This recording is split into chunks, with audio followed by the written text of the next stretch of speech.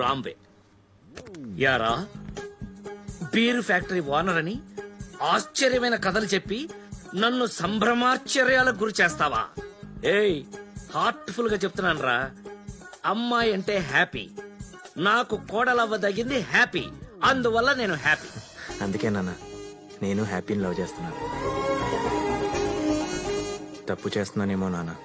అభి love చేస్తున్న అమ్మాయిని నేను లవ్ చేస్తున్నాను అంటే ఇద్దరు ఒకే అమ్మాయిని లవ్ చేయకూడదు కదా నాన్న. ఒరేయ్, మీరు ఇద్దరని ఎవరన్నారా? ప్రపంచంలో ఇంతమంది అమ్మాయిలుంటే అభిగాడు ఆ అమ్మాయినే ఎందుకు లవ్ చేయాలి?